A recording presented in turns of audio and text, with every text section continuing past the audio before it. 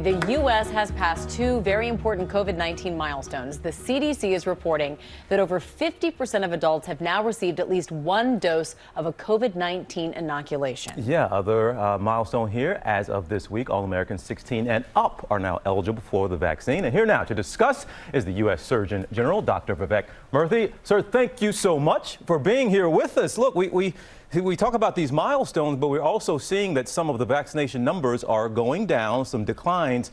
So you tell me what you think it is. We talk so much about the hesitancy, but now are some people just indifferent, over it, don't think it's a big deal, and no urgency to get the vaccine anymore?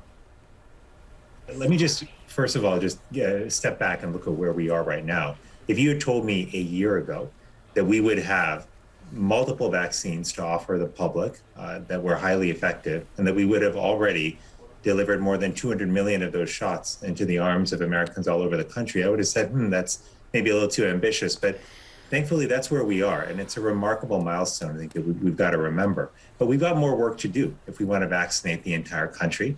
And what we know is that there is just a small portion of the population that's got questions about the vaccine. And some people also who are wondering, is this really important for me to get? Maybe I'm young, maybe I'm in a lower risk category. And the answer is absolutely yes. It's still important for everyone to get vaccinated.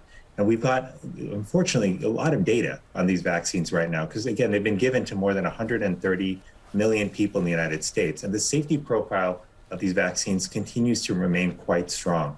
So this is why we are recommending that people look strongly at the vaccines, get vaccinated, help your family members get vaccinated as well. That is ultimately how we're going to turn this pandemic around. And sure, there are plenty of people who are generally hesitant about getting a vaccine, but specifically with the news of Johnson & Johnson and that its vaccine had been put on hold for a very rare blood clotting potential link. How do you overcome that where people say, see, I knew it wasn't safe, and it creates even more hesitancy? How do you overcome that? Well, it's such a good question, and it's obviously the question that's on many people's minds right now.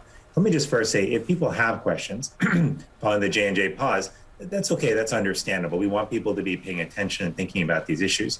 But a few things I'd point out. Number one, that the number of events, 6 out of more than 7 million people who received the Johnson & Johnson vaccine, these are extremely rare events. Keep in mind, that's a less than 1 in a million rate. That's smaller than your likelihood of actually getting hit by lightning. But what we also know is that the safety system stopped immediately, picked up that signal, and went to investigate. That's actually evidence of what you want in a safety system, which is responsiveness. And we'll see where the investigation from the CDC and FDA leads. I anticipate we'll have data and a decision within just a few days.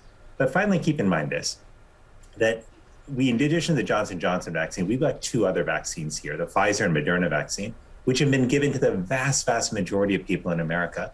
And those safety profiles still remain strong. The CDC is getting more and more real-world data showing that they're highly effective in reducing infections and deaths.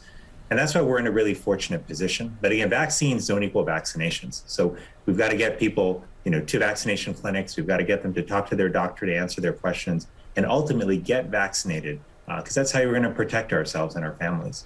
And Dr. Murthy, so many Americans asking, when I get vaccinated, what can I do differently? So we've started to see the CDC revise some guidelines about travel and the need to quarantine, about small at-home gatherings with other vaccinated individuals. What can you tell us about plans to add more to that list so really can encourage people that once they do get vaccinated, how we behave in day-to-day life can start to look a little different?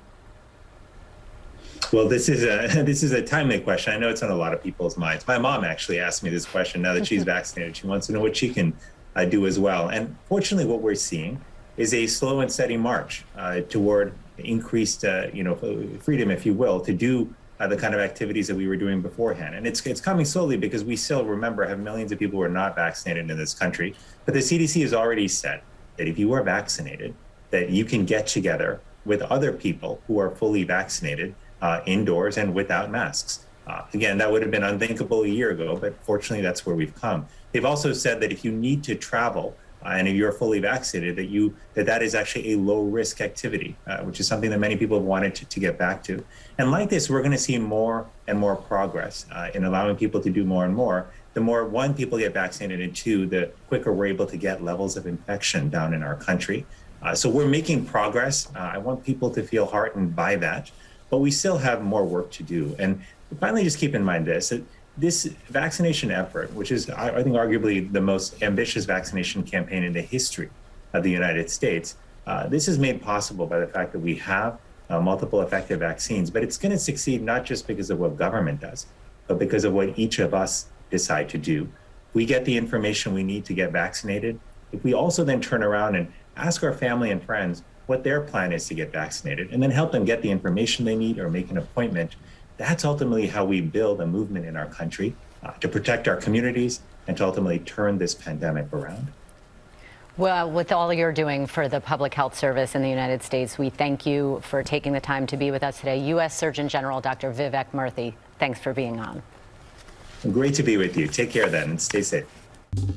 Well, hey there, GMA fans. Robin Roberts here. Thanks for checking out our YouTube channel. Lots of great stuff here. So go on, click the subscribe button right over here to get more of awesome videos and content from GMA every day, anytime. We thank you for watching, and we'll see you in the morning on GMA.